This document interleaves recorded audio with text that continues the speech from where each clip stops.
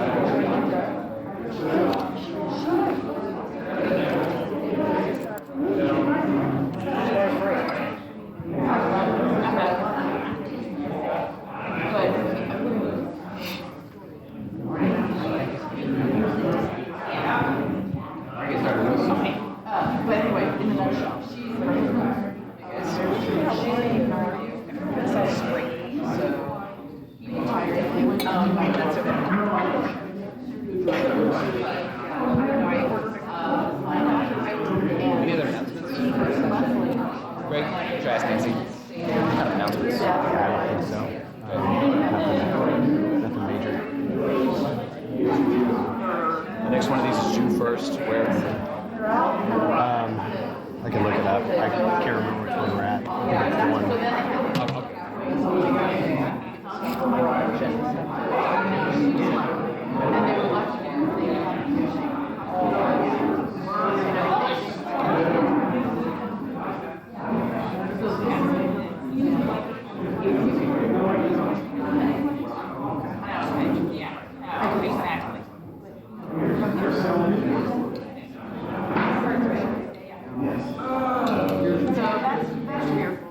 So there's a Democratic breakfast that day. Are we also doing the?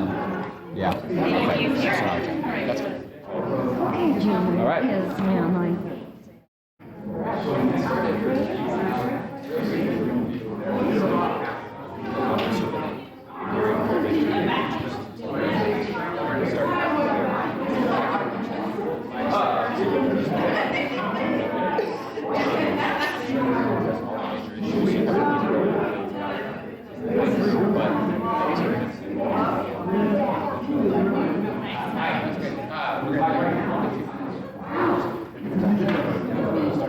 Yeah, there's some people.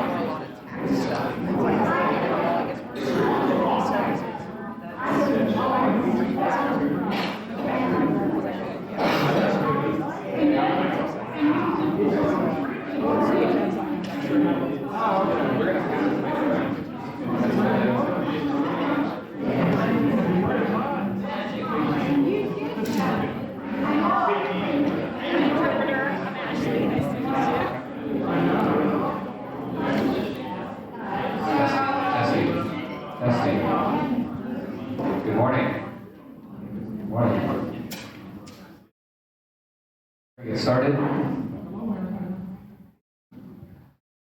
Thank you everyone for coming out this morning to our legislative forum. This is our second forum that we've been hosting as the Johnson County Democratic Party. We have one more beginning of June. That we really enjoy being able to have members of our caucus come on the weekends and speak. The last one was in February, and there really wasn't a lot of news. This is probably the first one where we have had significant movement and speak and a lot to cover. We're going to do a brief introductory period with each legislator, and then we'll return to each legislator. They'll give an update, and they can talk about whatever issues that they have, and then we will do questions from the audience. So, Chairwoman Nancy Leiker will be passing out some note cards. I think they're already passed out. If you have any questions you want specifically covered, please write on that note card. Try to get it back to Nancy, and then we will address as much as we can in the time permitted. We will be finishing promptly at 11 a.m. I will promise you that. So we have about 85 minutes to get everything finished. So thank you very much for coming. Also, one last note, this by Representative Lusk, but the Citizens Climate Lobby has a form to be filled out for your congressional representative, Sheree Stevens, I assume. Right here. So if you would like to take the survey and then return it to your congresswoman, we can put this on that table. Grab a copy. We'll start down here with Senator Petty. Good morning. Thanks for coming out, and happy to be here. I'm Senator Pat Petty. I represent the 6th District. It's a lot of Moynihan County, a small portion.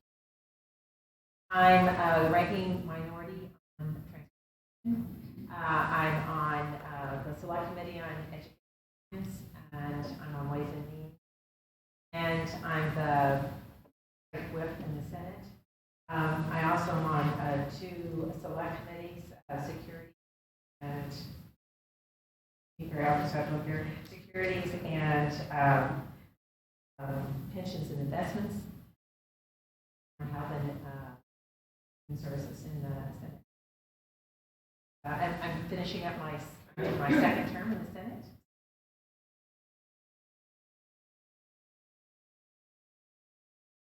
Good morning. Excuse me. Nancy Lusk, and I represent the 22nd House District. House District in 75th Street down to 95th. And that cap from the eastern boundary, the western boundary is right now. Welcome. And then this is kind of the bullseye. I serve on Federal State Affairs. I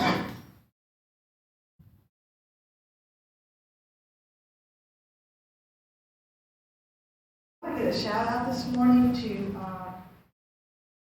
last week, Vice Speaker.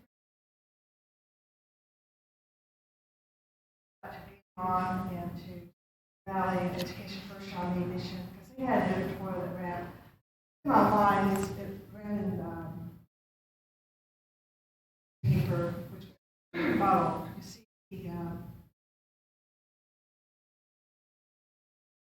the Republicans have adopted enthusiasm, their new role of being the party of no.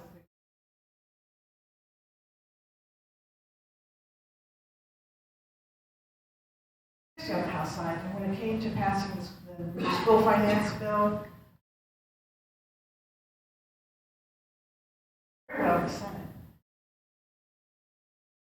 Side, they were trying to stall, and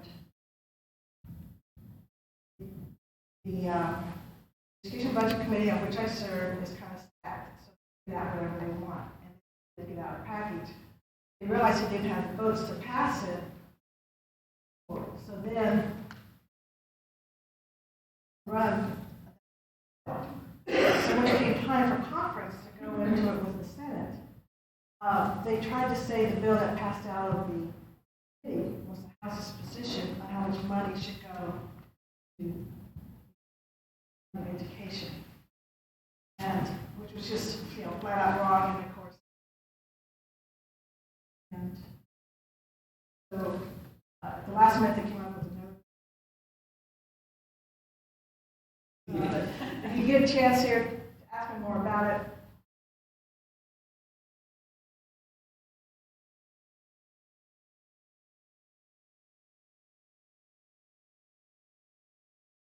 last minute. Again, I'll change and tell you more about it. You absolutely will. We're just going to do introductions and then it'll come back. Morning, welcome on this beautiful Easter weekend. I'm Cindy Neighbor, I represent the 18th district, which is out in Shawnee. And our market fresh vegetables and fruit isn't open today, but I saw where yours was. It is wonderful to be here before you today. I'm finishing up my 9th year. Been in and out in more than any one table. And it is wonderful to have it on this side. So, it's an honor and a privilege to be here today.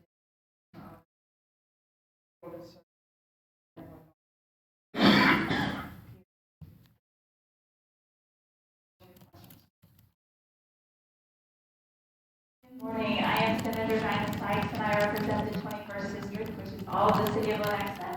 In the heart of my district in Overland Park, which is 71st to 91st west of Metcalf. Thank you for the shout out. Yesterday, I was looking back, and yesterday was actually our 4-month anniversary of being Democrats, and I cannot be happier. I am ranking on education. I serve on financial institutions, commerce, I host audit for IT, and then I also serve on the children. My colleague.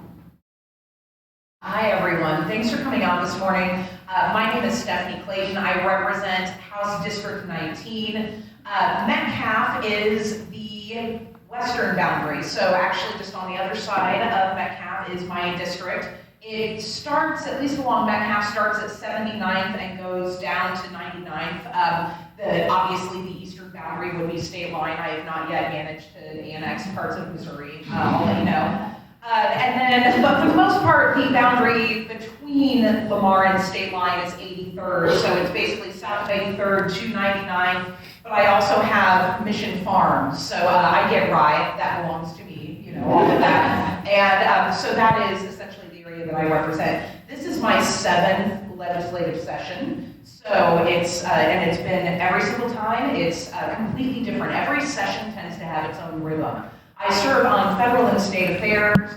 I'm a ranking minority member on the Committee on Sports Betting. I'm also on education. I'm on tax. You're going to hear a lot of boring tax stuff from me.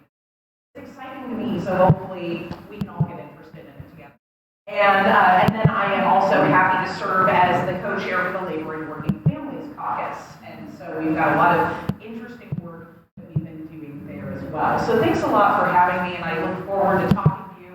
I hope that you're all thinking of good questions, because that's my favorite part, because I can just go talk in the bathroom here. That's boring. We don't want to hear from you. So start thinking of stuff. Thank you very much, Representative. So as Representative Clayton said, if you have a question, just raise your card and Chairman will have that. The next portion of this forum, each legislator will have 5 to 7 minutes to talk about their issues. So we'll start with Senator Penny down here.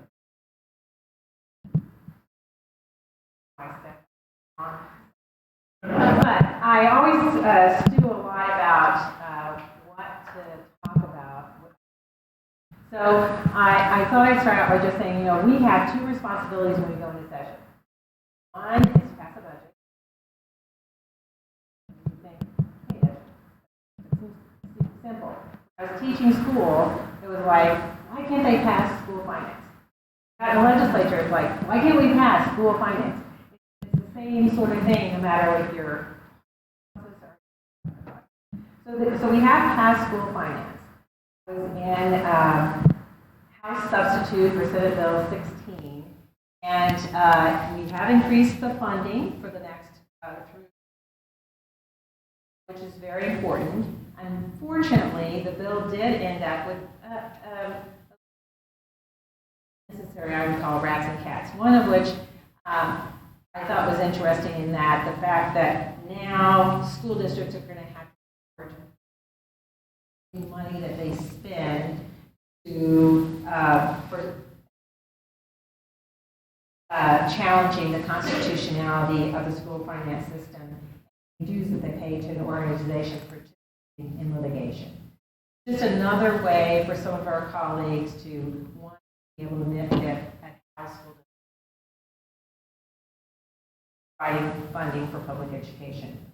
As Representative Lusk alluded to, it was a very interesting conference committee going on between the House and the Senate because, and I asked this a number of my colleagues who've been in the legislature longer than I have, as to whether any conference committee group come into conference committee not having a position. And Senator Hensley, who's been in the legislature years, could not remember, and others could not remember ever having a group come forward, in this case the House members, and not have a position, but yet saying, this is our position, even though it's not the position because it wasn't passed on the House floor. So they kept talking about their position, but they didn't have a position that had been supported by their House membership. So it was almost like watching a soap because you wanted to, I don't often go and sit in conference committees that I'm not on because they can be boring. But this was not the case there. It was entertaining because chairman from the House side, was actually badgering the Republican senators, my side, because of their position supporting the legislation that had been passed and voted on in the Senate, saying that they were not taking a Republican position and that they were being not Republican enough. As a legislator, I thought we were talking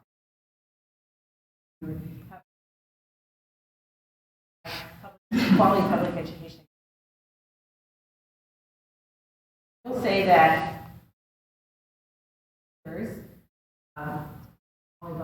Senator Baumgartner, we philosophically, a lot of things she and I don't agree on, but she did fall into the trap of kind of going back and forth with Representative Williams. That legislation passed. What hasn't passed is the budget. On that conference committee, they did meet regularly before we, and they are very close to passing a budget. So that will happen when we go back on the 30th, because Ways and Means is all of us will be back on May the 1st. So I think the budget, there would be, the thing is that we go back, it's called a veto session, but actually things can still get introduced into the non-exempt committees, and so that's why I'm going back on the 30th, because we're going to work some bills in Ways and Means. So we are hopeful that we can move forward with Medicaid expansion. That really gives a lot of credit to the work that was done on the House side to pass Medicaid expansion, and the maneuvering that was done on the House floor. Representative Moore led that charge, but I know that all of the House members were vital to making that happen. But both, having said, in the Senate, it's going to be a little trickier to get that legislation up for us to actually have a vote on. Now, I have a lot of colleagues enough to say they would vote for Medicaid expansion, but don't say that they would support doing some of the maneuvering that occurred on the House side to get the bill onto the Senate floor. So when we go back, we'll be able to see if that can occur. One of the things that I've been involved this year and starting an early learning caucus. And so I've worked with other legislators who, the importance of childhood education and how it impacts so much of the costs of our government, that we need to be more educated as a legislature. And so we've, last year and this year, have worked to provide forums for our colleagues so that they can understand and see the benefits that can have health on high quality early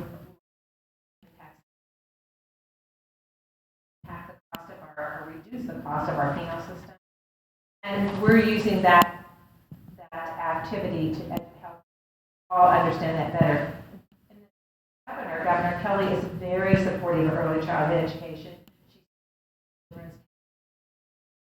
about her interest in a proposal, and so I know that we're going to see more funding and activities going on in partnership with others, not just from the government level.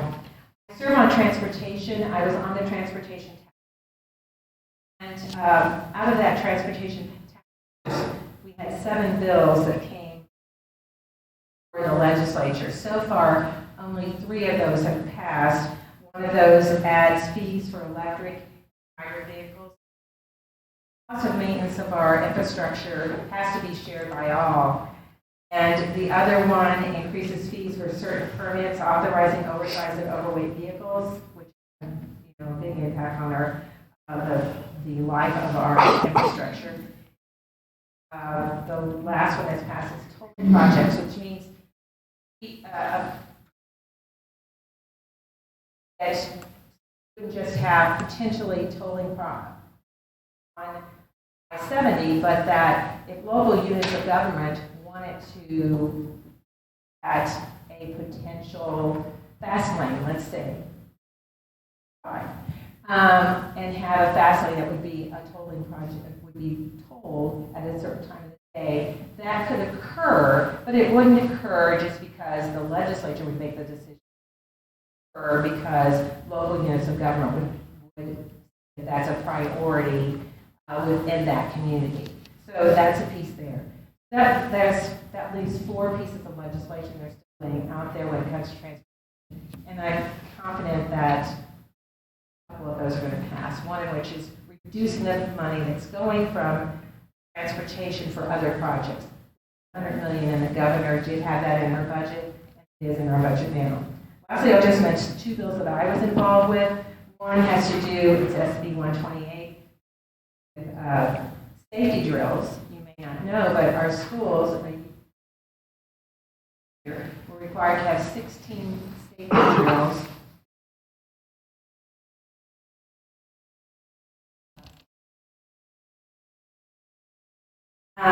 Anyway, they now, so because of the legislation that I introduced through the past House and the Senate, it's been reduced to 9, which is manageable. And the last one was Senate Bill 105, which when elections changed from the fall, part of that bill that newly elected, or if you were elected back to office, you didn't take office until January, whereas before, when elections were in the spring, office at the next regularly scheduled meeting after the canvass of the vote. And it sounds like a little thing, but you're really creating a lame duck period.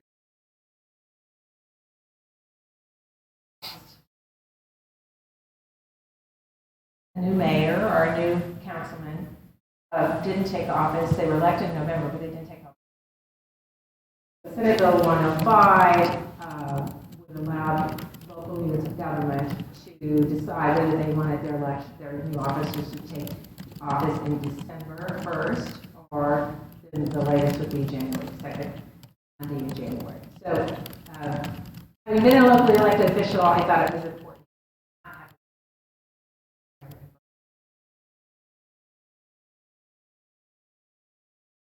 Thank you very much.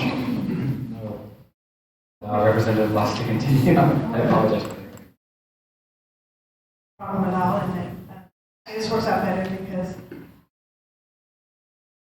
it's already kind of outlined what happened and set aside. We're going to be putting in approximately 90 million more in the school. The Senate was 70% of the Republicans, which is really remarkable. I mean, and all the Democrats voted for it too, so that was really a strong position from the Senate. House leadership representing a really core group of, but they don't even really have, don't control things like they used to as much. As this drama was playing out in the Congress committee,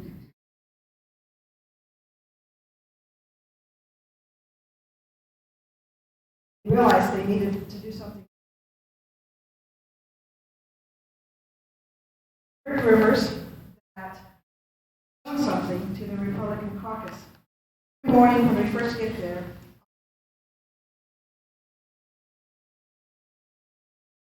on that day, the Republicans meet in the old Supreme Court room and they do the same. The caucus meeting, they presented an outline and called if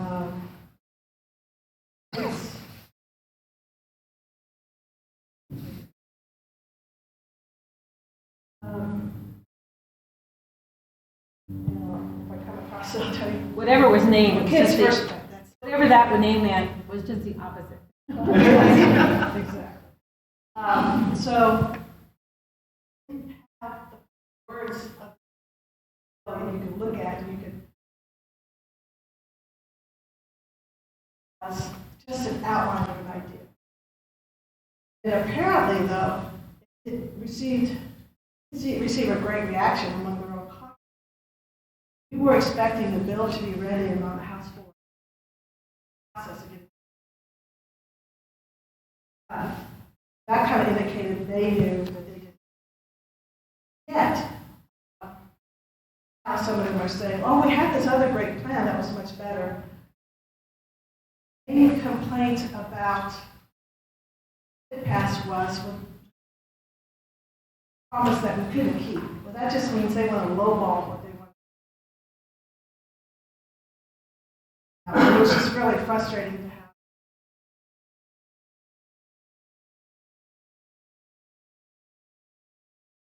Proposal that we didn't go through the process, we didn't even really get a hand. No Democrat. I mean, we didn't even get the outline. The nutshell of the problem, it has not kept up with inflation. The finance formula was passed in 1992. For the next decade or so, about $1 billion a year. That's why there was a lawsuit. 2000s, and brought up. 3 years, they built up that funding, and the Great Recession hit. It's understandable that allowed somewhat to recover from that. Our state had a double whammy with the Brownback tax policy. The states were recovering. We had the self-inflicted trauma of revenues because of that. So we have really fallen behind inflation. Now, we are on a 5-year plan. Forward, what will be different is we need to have some kind of a factor in the bill, the formula, in our legislation, by funding to inflation, so we don't keep having lawsuits every 10 or 15 years. There are some in the legislature who I just have to characterize as anti-public school. They keep pushing for vouchers, and they don't want to make that commitment, and that's kind of where all this drama comes from. But it's so, but we're close. We're really getting there. The Supreme Court will start hearing arguments. I think it's on May 9th. It will take them a while to decide. I doubt if we report come back and say that we have to meet again to raise it more, at least for this year, because we had enough for this first year. The question now is, what has passed, we just kind of up it for 90 million, and then we're not quite to, where we should be though, and we still have, I think this report will probably may say that we still need to put in some more. We'll have to wait and see. It's just kind of, but we made a good faith effort for the next year, so I think we're okay for that. So that's my prediction on how long the session will go, and down if we get called back for this year for a special session. I also serve on children and seniors, and the biggest, well, we have the responsibility of kind of clean up the foster care, the child foster care system, and we still have a ways to go. One of the problems we ran into was we did pass out Medicaid expansion, and the chairwoman of our committee voted for that, and now the House Majority Leader told her flat out that he wasn't going to run a lot of the bills that we passed out because he was mad about that vote. These are both Republicans. It's just really frustrating. There is a federal program called Families First, and I believe I also serve on that committee with Representative Neighbors. So I'm not going to go into too much detail because I know she's a great detailed person on this. It's the first preventative program at a federal level. I mean, before they have helped to fund foster care, but only after the child has to go to a new home.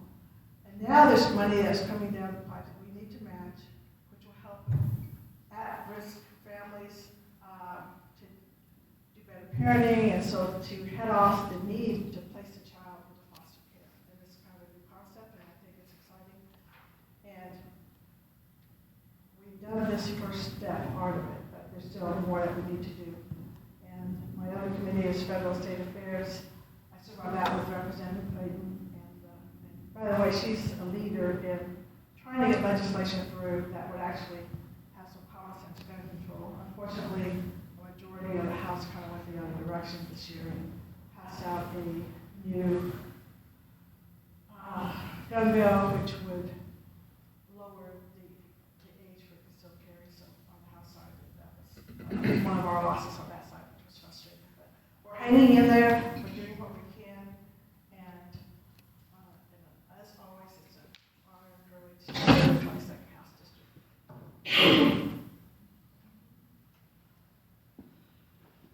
I was remiss in not listing the committees I was on because I was so excited to see our faces this morning. The first one I'm on is Energy and Utilities and Telecommunications. Sounds boring. It's exciting. We talk about E911.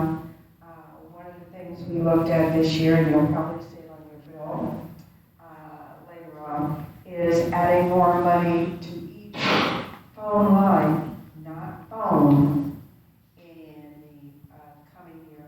And that is to progress what we call next generation 911.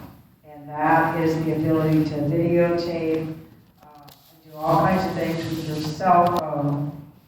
If you get stuck or something like that, you can take pictures and send it on so that, let's say you're in an accident or something, you can send pictures to where you are or maybe to the hospital or anything like that where you can get more assistance in emergency situations.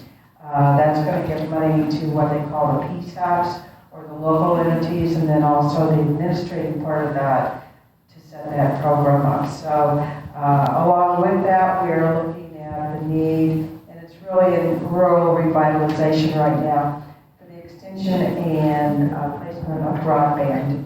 We have a lot of deficiencies across the state, even close to us in Johnson County. Spring Hill, about half of them have access, but it's slow. Their kids go to the library at night so that they can actually use computers with the appropriate speed up and down. So we have a lot of holes in broadband, and that has to be taken care of in the next couple of years because companies come here hoping to have that, and if they're going to go to an area, they want access to that. So that will help with economic development. also on children and seniors. As my four colleagues said, we looked at the Family First Act this year. That was the first part that needed to be passed from the 18-month study that the task force looked at. They had numbers and numbers of bills that need to be addressed, but again, as she said, leadership was not going to move that along after Medicare expansion was brought up and the House Majority Leader threw a fit. So that's the easiest way to say it is we're going to take your toys away from you. So because there's a lot of work there to do on aging, on Alzheimer's, from the part of DCF, and I don't know if I mentioned this before, they're still using a DOS system.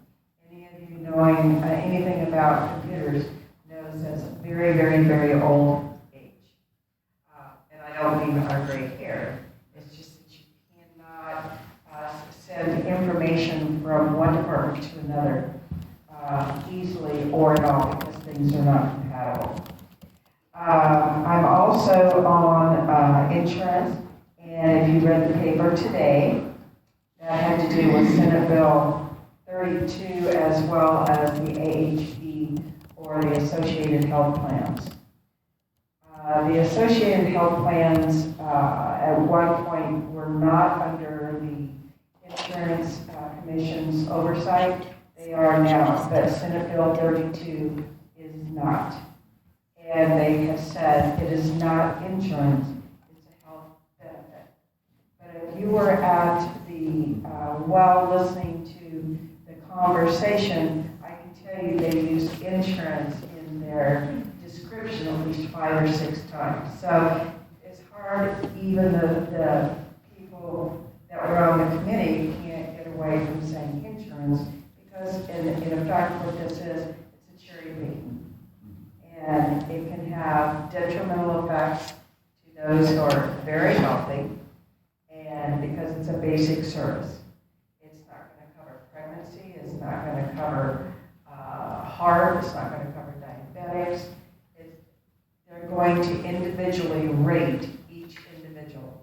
And so what you would have to do to get that insurance is if you are a healthy, no problem person, you pay a membership fee to the Kansas Farm Bureau for about $55. And my strongest negative issue on this was it was a blank sheet of paper. If I held up a white sheet of paper, this is what we know about their insurance plan. We have nothing. We don't know what deductibles are going to be. We're not going to know what's covered, what's not covered. They're going to now put a plan together. And if you have no problems and you're a young person working on a farm, that may be the best thing for you. But it's only going to cover the basics. And what basics are those? We don't know because they could not tell us. There are 3 plans out there like this, and they're in Nebraska, Iowa, and Tennessee. I think they're looking at developing a plan based on the Tennessee plan. And in the last 2 years, their premiums have shot much higher than ours are just normally in the state. So looking at this for saving money, I think is going to be an interesting issue. And I would say follow this in the news. Obviously, it was all about that this morning. The governor did not sign it, but she let it become law. The Farm Bureau is not going to support Medicaid expansion. So we will see who has all the power and who has the strength. Because if they can bring Farm Bureau on board, we might have enough to get it out of the Senate. And that is to luck. So we're hoping for that to happen. I'm going to give you a little information on 2 other things. We approved industrial hemp this year. So we have, the farmers have to sign up for it. I think they had 14 applications for being able to start to grow industrial hemp. And another bill that passed, I think that's good, is in the National Guard, they are now eligible for peer counseling service. And it is private, so it will not be held against them in any court of law or anything like that, because they are sent to Afghanistan, they are sent to Korea, they are sent all over, and they need that support. So I think that's a good thing. They came from the legislative session this year. And finally, I saw Sharice David yesterday, and she is on a roll. It was very interesting listening to a report about her first 100 days, the fact that she had worked as a fellow in the Obama administration in transportation.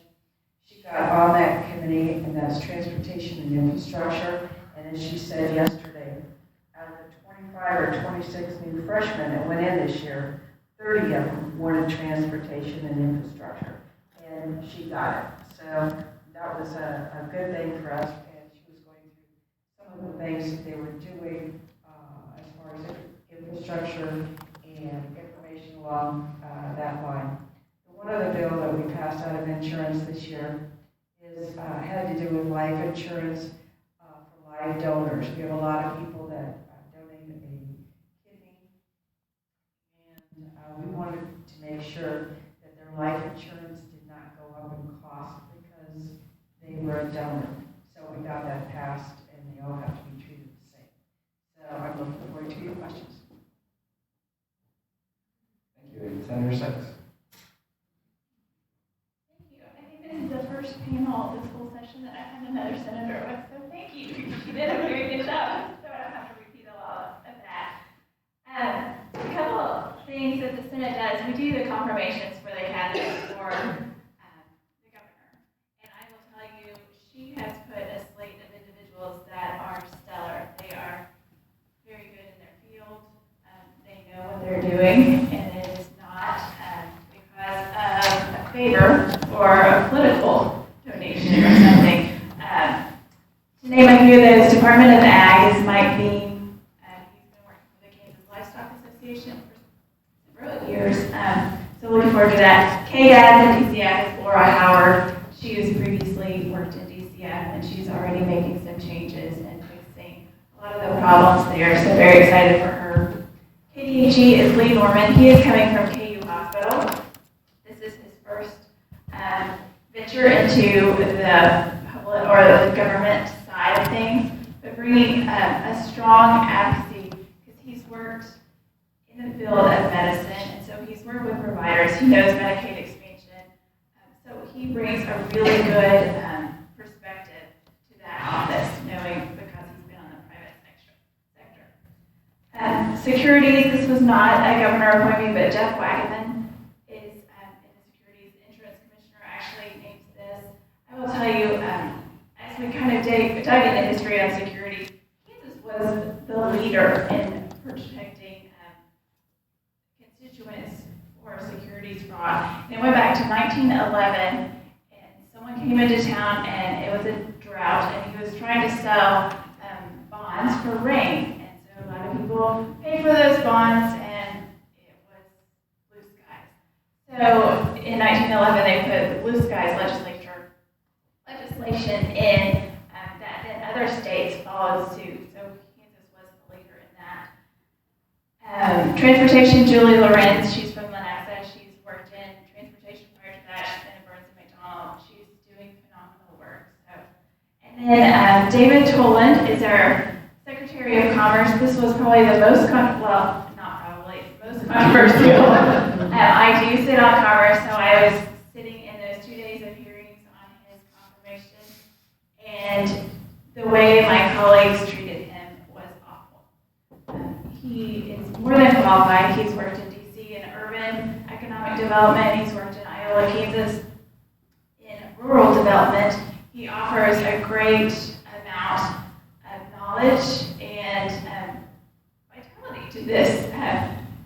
I was very excited. I spent probably an hour with him in Lenexa, and we were talking about some of the development around the new city center and things like that. He was sharing with me that there was a business in Hayes, Kansas that he was aware of, and they wanted to expand, but the road into this business was a gravel road, and they could not support the increase in the manufacturing manufacturing because the infrastructure. So he called Julie Lorenz, Secretary of Transportation, and said, this is an issue, we can see this. So I was very excited that we're kind of breaking down those silos, and that one secretary saw that, okay, this is my section, but this other part is going to make this so much better. So I see that in all those avenues. Sitting on the children's cabinet, we had all of these secretaries meet with our children's cabinet on April 11th. And they were talking about, I am KDHE, or I'm corrections, or I'm DCF. But all of this impacts our kids, and how we invest early can pay off astronomically. I mean, some studies show $7 for every dollar invested. Others are $18, but these are dollars that we have to invest. I do work with Senator Petty on the Early Learning Caucus, and it's an exciting time for our state as we are looking at, we have a governor who is interested in that, and I think next session we will see more legislation on how do we improve this and improve our state for that. Let's see. Medicaid expansion, the Senate is we're in this holding pattern, and I think Senator Petty did a good job. Senator Hensley, right before we gavelled out, made a motion to bring Medicaid expansion out of committee. That will take 24 votes to make that maneuver. There are 24 senators who have either voted for, passed, or do currently support Medicaid expansion. So that could move out closely, but move out. The next step would be to move it above the line so that we can actually vote on Medicaid expansion. That would take 27 votes to have that maneuver. That's a little heavier of a lift. I am hoping with the governors working with Farm Bureau that we can get those extra votes to do that. There are a lot of people who do support Medicaid expansion, but they don't like the maneuvering in which to make the process work. On the last day, we were voting on the abortion reversal bill. We had a motion, an agree to disagree. So out of the conference committee, 4 out of the 6 people had to sign off on the bill. There was a thought to gut the bill and put Medicaid expansion in it, knowing that there were 4 signatures who would support Medicaid expansion on the House and the Senate. One of the people on the Senate side said, I can't do this because it's a weird maneuver. I'm moving against leadership in this.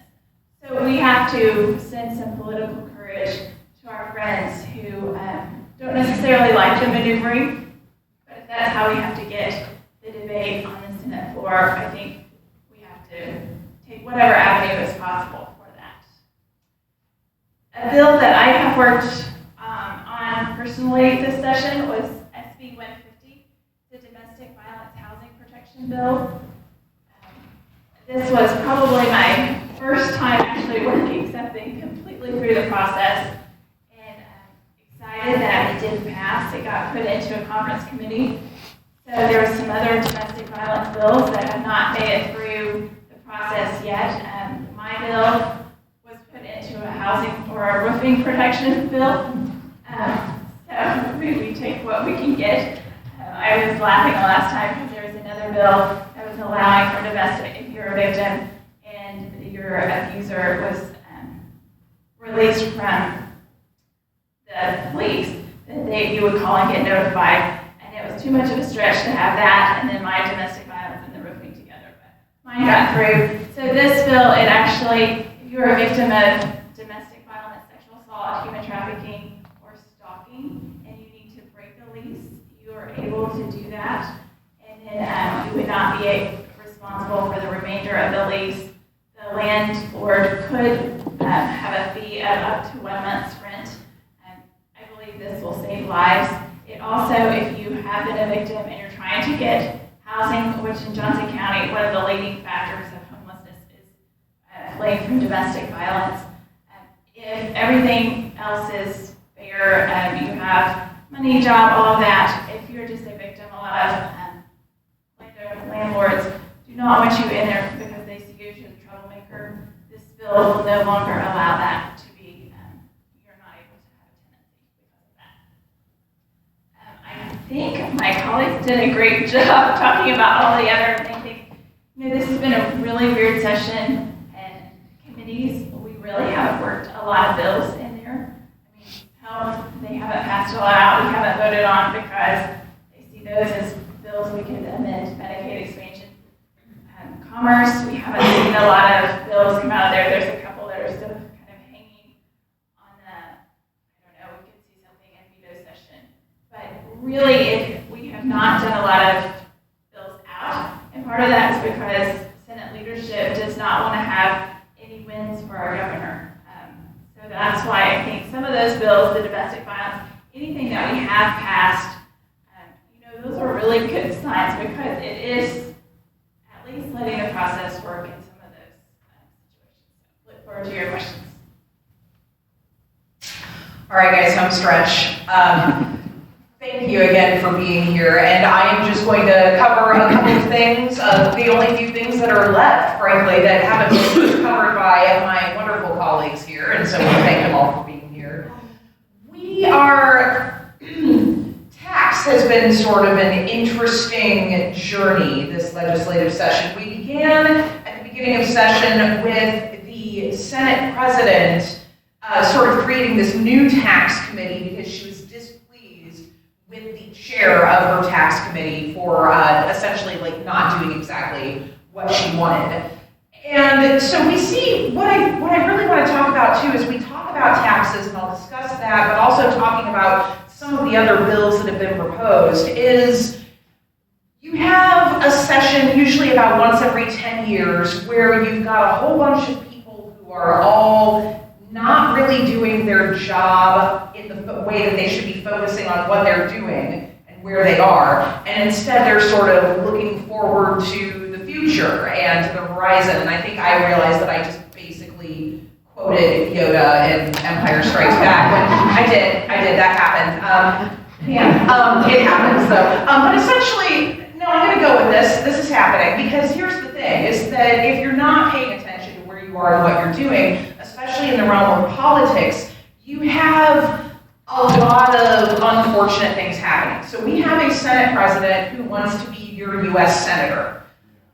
Yeah, this is a problem because we're gonna have a lot of instances and have had a lot of instances of her showboating. Some of you might have read that article in the Kansas City Star where she's essentially saying, oh, well, I'm gonna fight the governor, and all I can think of is the laughter that ensues when women fight each other. That generally doesn't bring a lot of dignity to the situation. And yet, here we are. I think that our governor has conducted herself in a very classy and admirable way because, for lack of better terms, a lot of the attacks against her and her power, it's just looks kind of trashy, looks kind of ridiculous, but yet you see her conducting herself in dignity and doing the everyday business of putting Kansas's government back together. And so while I don't have the maturity to conduct myself that way, I certainly admire it when I see it in her, and I think that she sets a wonderful example for all of us, whether we're in the public or the private sector. So I really like what I've seen from her in that regard. Back to taxes. So at the beginning of the session, you had the Senate president, and I'm not going to say her name, but I used to do that with the former Secretary of State, so now I have to have another unnamed person that I discuss. So she put together, and this sort of happened where you get all of these small tax policies put together into a mega bill. And this bill was Senate Bill 22, had a lot of things in there that I like and that I think that we need. One of the things that I think that we need the most is what I refer to as Wayfair compliance. So the Wayfair decision was a decision that was made by the Supreme Court that essentially says that now we're going to see a lot more sales tax revenue from internet sales. This is not to be confused with taxing, like, say, Netflix or iTunes or anything like that, although that was discussed in tax committee. That really wasn't terribly popular, and I can tell you I will not vote to tax your Netflix. If other people want to do that, that's fine, but I'm not doing it. So, because I don't want to. I think that we have other ways to bring in revenue. But I do strongly strongly support Wayfair compliance issue there, especially when we look at our recent revenue reports that came in. I think we just had this, was it just yesterday? You know how a day in politics seems like a year. So now our revenue reports that came in, we were up 25 million in individual and corporate, but we were down about 15 million in sales tax receipts. So again, we can see how Wayfair compliance would sort of give us just a little bump, just a little scotch. You know, I would urge you all to buy more things, especially locally and especially in the 19th district. So whatever you can to help with sales tax revenue. But as we move forward, one of the things that we saw and heard from budget staff, and this should surprise none of you, is that we are okay. We righted the ship. We all did some major heavy lifting in 2017. And now I sound like the person talking about like the year that, you know, I was the quarterback and we, you know, won the game. But I mean, seriously, the women that I am up here with, we did major heavy lifting together with then Senator and now Governor Laura Kelly to right the ship through setting taxes to a reasonable point. Now, it's important to remember, though, that we did not fully repeal the brown bag experiment. If we look at the last time that income tax was where it needed to be, that was in 1992. I was a freshman in high school.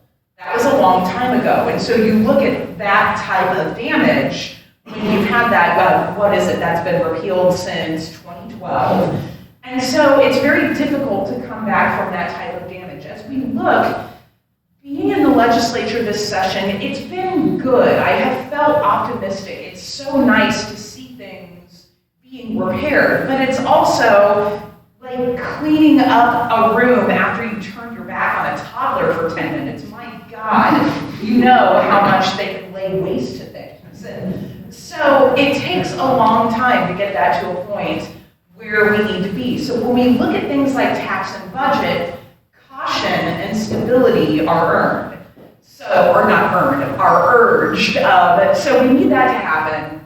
And I definitely agree with that advice that's given. So one of the problems, though, is that you have the Republican Party. They're doing what they do. I mean, I can't even get mad at them because it's like, okay, fine, I know. You need to put on your big show where you're being defiant to the governor. Like, I get it. You're wrong, and I don't like it. But it's also like getting mad at the sun for coming up. It is what it is.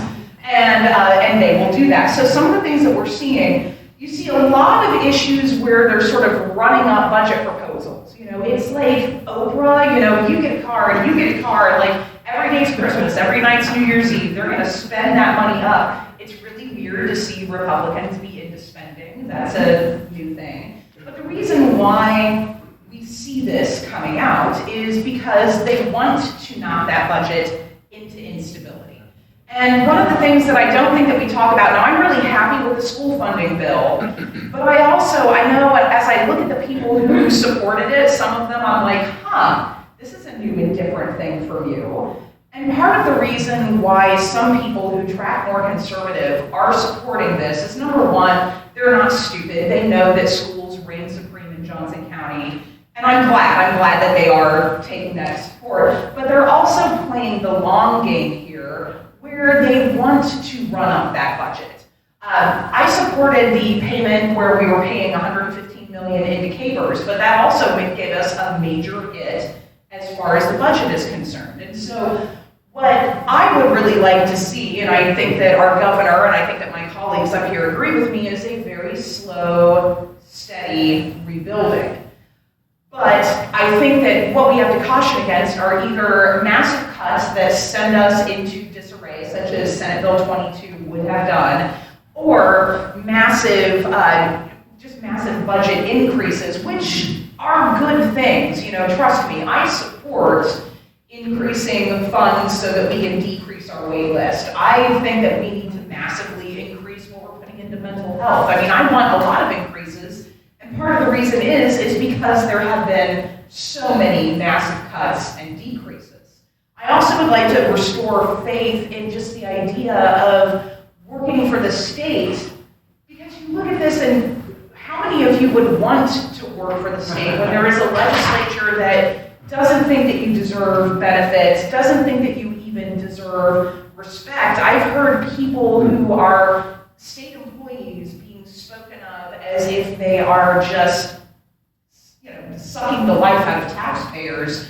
When I was growing up, when I was a child, I thought of like civic service and remember that. And so I have always worked in the public sector. I worked for the Johnson County Museum for a number of years. And so being a county employee too, I always knew that my wages were going to be a little bit lower, but I don't like money. I have a history degree, obviously. I hate money. I would have done something different if I was into making that. But you look at it from this standpoint of knowing that your wages will be low, but your benefits will be good, you will have stability, and you will be able to focus on your work and on serving the people that you represent or that you work for as a state or county or city employee. And I hate to see the way that that dignity has been robbed. Wow, I super digressed, and for that I apologize. Another thing that I want to talk about, we had a couple of sketch bills that kind of came in with no actual formal introduction in committee. And so we've got 3 members of the House Fed and State Affairs Committee, as Representative Stockstill is here in the audience.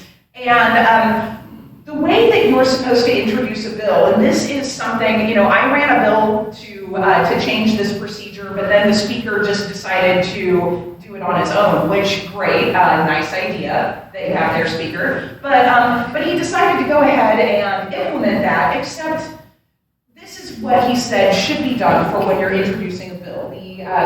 The standard practice is that you introduce the bill in committee. You have to have an RS number, that is a draft number from the Revisor of Statutes, and then that introduction needs to be listed with its details in the committee minutes. And oftentimes, if I'm on a committee, I'll try and tweet that out, but I don't always get them.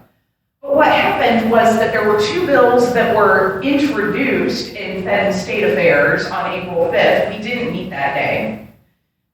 We didn't meet that entire week at all. And so these 2 bills would, already, even if it was something that would put like 50% of the state's general fund to the Shawnee Mission School District, I would still sit here and think, okay, but why did it come about in such a weird and nefarious and sketch way? But this is what these 2 bills do. One of them is a constitutional amendment that would change the way that the Attorney General and Secretary of State are replaced if they are to vacate their office before the end of their term. So currently, the governor appoints the replacements. And that is the same thing for the treasurer and the insurance commissioner. There was a second bill introduced to change the way that the treasurer and insurance commissioner were appointed. That bill is just a regular House bill because it doesn't require constitutional change. So, gosh, guys, why do we need to change the way that our statewide offices are appointed? Because no one ever had a problem with that before. No one ever wanted to change it when we had a Republican governor. No one ever wanted to, change it during Brownback or Collier, and yet here we are. And so, of course, this is, again, you can't blame them. They are going to want to try to undermine the governor and get as much power as they want to get. They're following their masters and they're doing what they do. But these are concerns, and these are, obviously things that I oppose now and would have opposed as a Republican, because honestly, nobody likes that kid that changes the rules of the game right in the middle of the game when things aren't going their way. Like, nobody wants to play with that guy. So these are problems, these are things that I oppose. One last thing, just an update on sports wagering. So this is a small subcommittee of federal and state affairs, and so I'm the ranking minority member on that. We've also got another Democrat on there. But for the most part, what we have been doing there is just having various hearings on what our bill would look like if we were to allow sports wagering to happen. So you've got a lot of competing sort of industries at hand, because you have some people who want the lottery to control it, some people who want the casinos to control it, some people want dog tracks to be able to, have a say in there. How do we do through applications? Who gets to run the app? Who gets to build the app? What does it look like? And so it's trying to get all of these various competing interests together. We have not yet voted on a bill, not in the subcommittee and not in our committee. I do do not know if something will happen with this during veto session because we have kind of a stalemate. As far as tax is concerned, although an override was not attempted for Senate Bill 22, which had massive tax cuts for multinational companies and for very wealthy individuals, and as well as a minuscule, like a really adorable little sales tax cut to groceries that wouldn't have made that much of a difference in your lives. I look for something bigger. So we will see that being revisited. The Senate President has said we will come back to that. So it's like, okay, that's great. Let's go ahead and go through another charade for your Senate campaign. I am hoping, though, we've got a really good tax committee chair in the House. He has a good head on his shoulders. The numbers in that tax committee are better than you might think. So I think that reason might prevail. And really what I would like to see is, frankly, just a clean bill that will put us in compliance with Wayfair. All right, I'm finished talking now. I'm really excited to hear your questions, and I hope you've got good ones. Thank you. Representative Clayton told me she was going to clean everything up and fill all the gaps, so I think we can definitely say she did a fantastic job. So I have several great questions from the audience. It's going to be my goal to keep responses to around 2 minutes. I'm going to set a timer so that we get through as much as possible. We have about 25 minutes left. And actually, before we leave taxes entirely, this is a question that kind of resonated with me. We have a representative in Lenexa who self-identifies as a moderate, and it was a defender of SB 22 because of the need to keep Kansas competitive at a corporate level. And so I hear that rhetoric all the time, and I would like to hear, I don't know if Representative Clayton would like to take it. What is the response when somebody talks about needing these bills because at a corporate and the global sense that these companies need these tax benefits? We hear that as like kind of the spin. What's the response? Hi. Okay. As we had hearings for Senate Bill 22 in House tax, a lot of the folks who came up and spoke in favor of it, oh, we need this. I did ask some of them, okay, so if we don't do this, will you leave? And their answer is just sort of, well, and I'm like, no, seriously, will you leave the state if we don't do this? I think that you're not necessarily hearing that they're going to leave. I think that, I understand from, corporate pain. I truly do, because I know that you have to make sure that you get the lowest bottom line, and I know that it makes sense. No business would be good if they weren't sending advocates into the legislature to ask for their taxes to be as low as possible. They're doing their job. They're doing what they need to do. But on the other hand, I need to do my job. I need to make sure that our budget balances. And I have, as of yet, to see a corporation say, okay, bye, we didn't get our way, we're going to leave now. I have not seen that. We hear a lot of that sort of chicken little talking, that sky is falling mentality, but I haven't seen it yet. So yes, I know that the representative from Lenexa defended that bill, and he can do that. It's not a good bill. I sit on the committee. I'm glad that it got vetoed, and I hope that we don't see any inception of it now. I just want to follow up with that. Last year, this same bill was actually better for individuals than the businesses, because when we rolled back the Brownback tax plan, we phased in those itemized deductions for us. So it was 50%, then 75%, so for your property tax, health, all of that. So last year's bill was putting our deductions back at 100%. And we were taxing those businesses that got zero on Senate Bill 22, but they were at 50%. So they were fine with 50% of those taxes last year, and then this year they're like, no, we don't want to pay any taxes. So, and also, I think there's a difference between a small business and someone who has investments overseas that they haven't paid taxes on. And so for them to basically have a shelter for that money, and now the federal tax is like, we're going to charge you this because we want to bring businesses back to the U.S., and this is a way that we can penalize you if you are offshore. And so the intention of actually taxing was to bring the businesses back to the U.S. And so then Kansas is saying, no, we don't want your money. Sounds like a lot of fear-mongering, not a lot of substance. The next question we have I'd like to address is going to be for our senators and specifically about Medicaid expansion, kind of diving back in again. I will say there is a rich irony in some of these Republicans who read their vote on different maneuvering. That Pretty good. yeah, okay. That there is a rich irony that the Senate president is able to create entirely new committees to pass legislation, but then you have the ranking file members who shy away from bucking leadership through these maneuvers. So there was a question specifically about Senator Longvine, and also maybe not necessarily picking on one member of the Senate, but just talking about how close are we to getting to 27 or 24. And I know you talk about, just is that, should we even expect this as a possibility, or is it really unrealistic? Well, I think all I can say, I'm skeptically optimistic, I guess. All I can say is that, and Senator Sykes is going to, I hopefully talk about something that she attempted to do right before we broke. But, for example, the Health Committee, it was mentioned how there's very few bills that came out of health. I sit on health.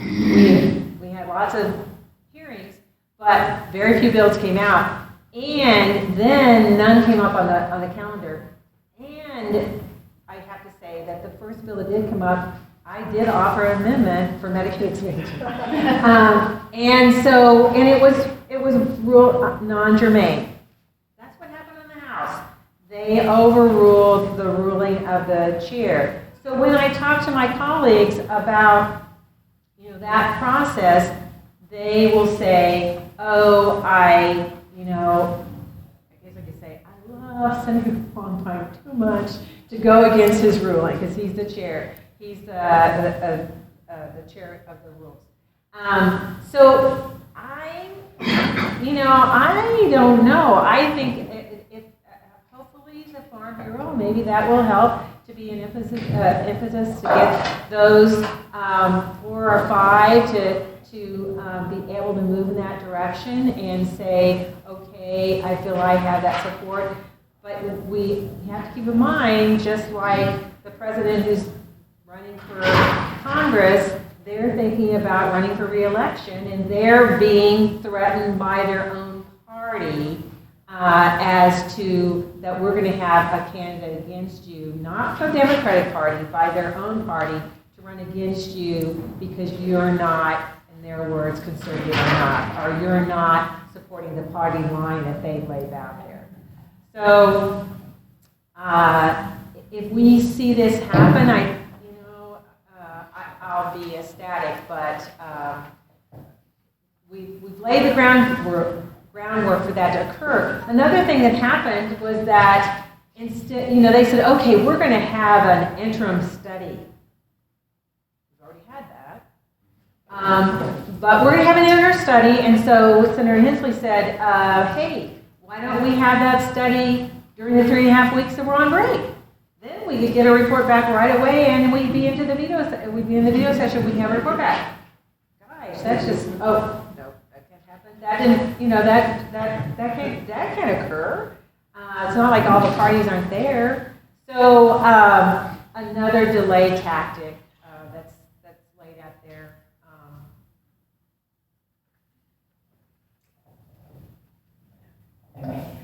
I am this was really bad. Sorry.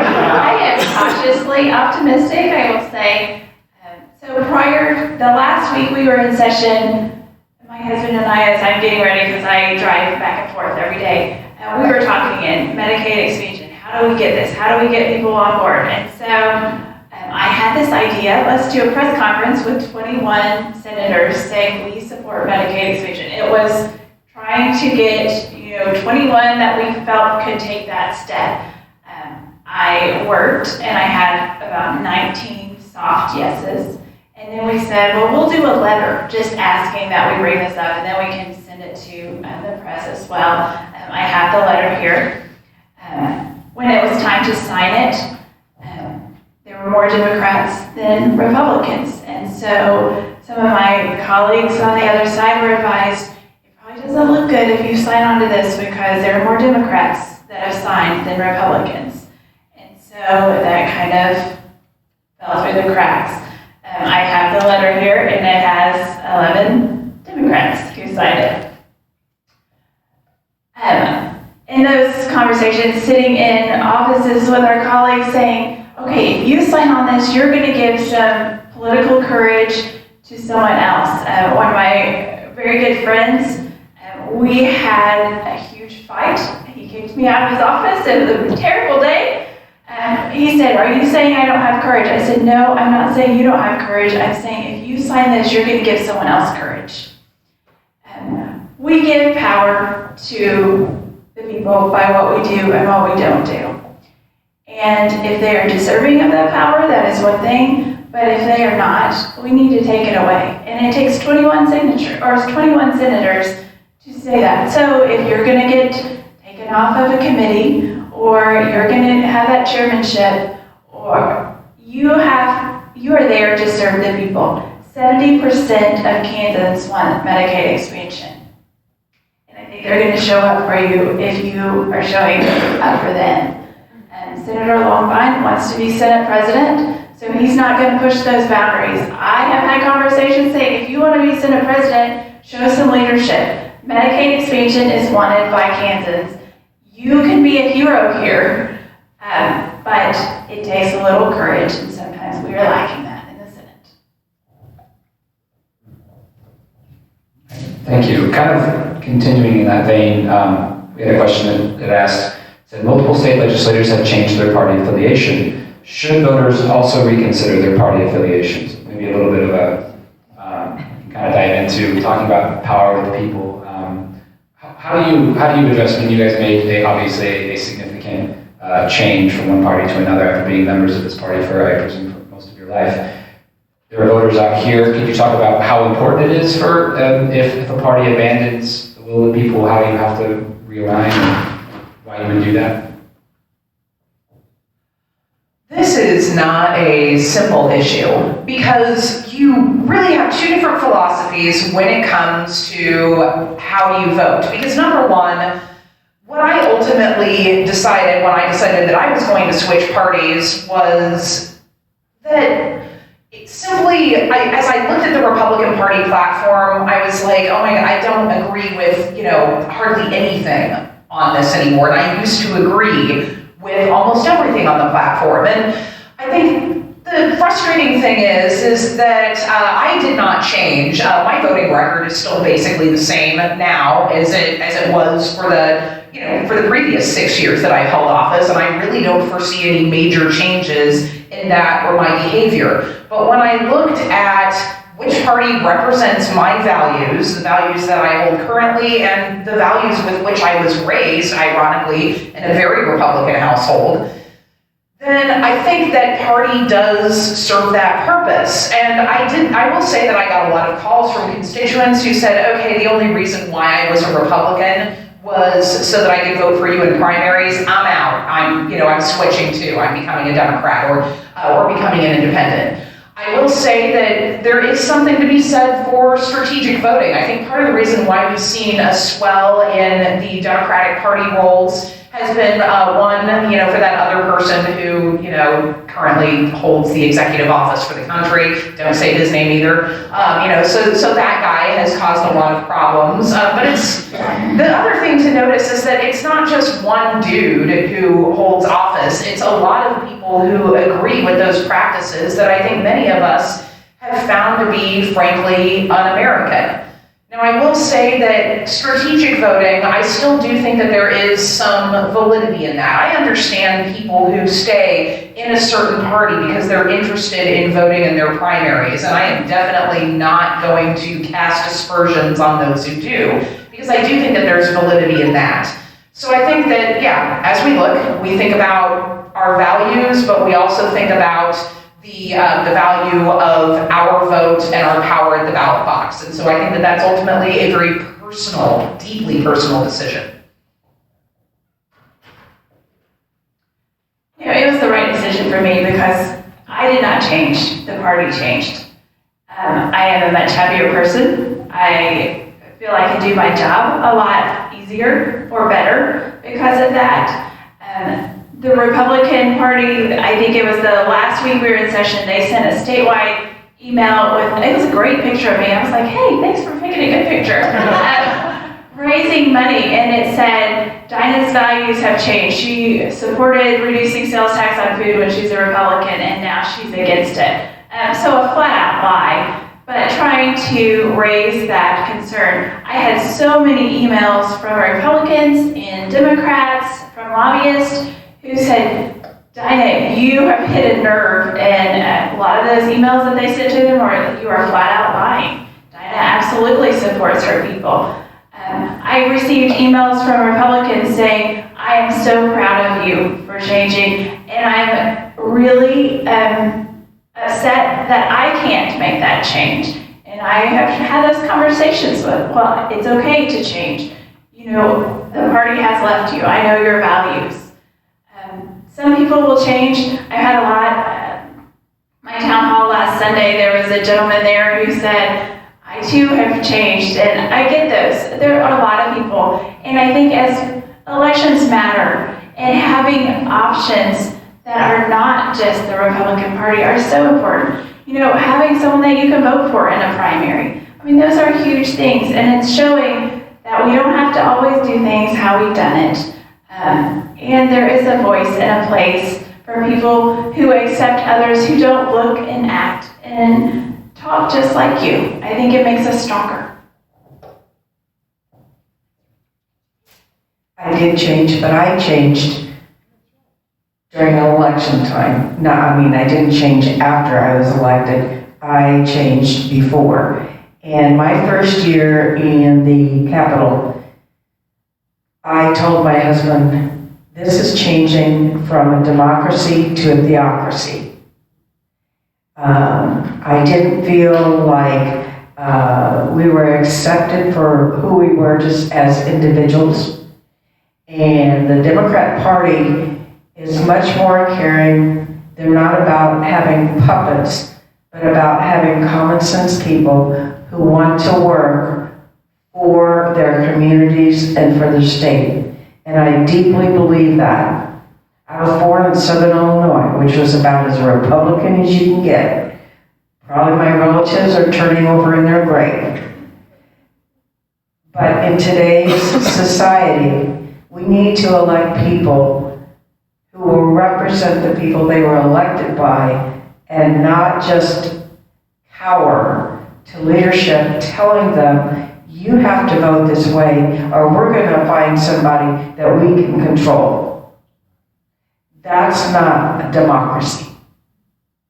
And it's sad that we are in the state that we are now, not Kansas, but just as a nation. The civility is gone, the yelling is there, the hatred is there, and just overall rudeness to your fellow peer and the person that you're working with. We have to right the ship, not only here, but across this nation. That's very well said. At the risk of really going into a new topic with only about 6 or 7 minutes to go, I think this is a great question. I want at least would like everyone to think about it. So this is about rural revitalization. What's happening in Kansas with the decline in rural areas and continued growth in suburban and urban areas is not unique to our state. But this question goes to how can residents from urban areas, and specifically Johnson County, help rural Kansas revitalize? You look at some of the population demographic projections, and we're looking at 2 generations for these counties will have 10% of the population they currently have. Even though you represent the delegation of Johnson County, what are some things that are happening to try to revitalize Kansas and perhaps also bring them on board with the Democratic Party? Well, I would say that's where education is so important. You can't just think about how well education is funded where you live. We have to think about how well education is funded throughout our state and how those opportunities are available to all the children no matter where they live. So if you talk about rural revitalization and you aren't thinking about the schools and those communities, then they're dead. So education has to be at the top of the list, and that's why it's so important that we look at what the state is spending. and not just on local option, because the local option available at the Johnson County side, and I represent a lot of Wyandotte County, and on the Wyandotte County side, that's extremely different right there. So, and it's saying it resonates throughout our whole state. So always keep in mind, we have to think about, are we providing that one resource that's going to grow families in those communities? If you're not going to grow families, they're not going to go there.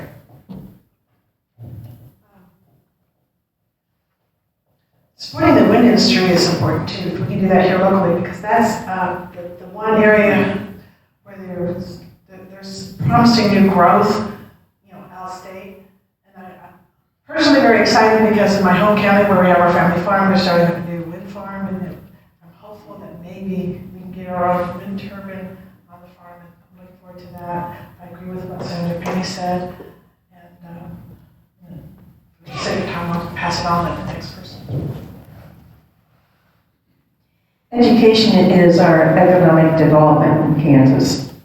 We're teaching our children, and if we have good schools, people will come to communities. And they will also come because they have qualified workers that they can hire for business. Our students are leaving Kansas for other places, and it's not because of taxes. It's because their communities are getting smaller. They don't have cultural opportunities. They, if you want to go to a play or something, you come to Kansas City, or you go to the closest place, Topeka, Wichita, whatever it may be. The services that we need are infrastructure. We have to have the infrastructure to accommodate those, and one of those areas is broadband. Businesses are not going to go anywhere that they can't have access to broadband. That's their business. They're not going to sit at a typewriter and type it out. It doesn't work like that anymore. I had a young man come to me one day, look at a typewriter and say, "What is that?" Told me how old I was, for sure. But we have to have the services available to make people want to come and to stay and to farm or to work in rural communities. We have a lot of talented people, but we have to supply that infrastructure for where they want to come and the services that they want to have.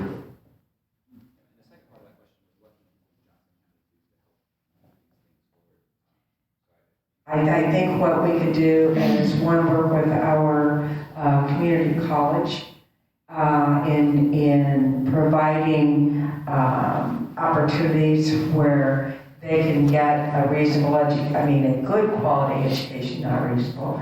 And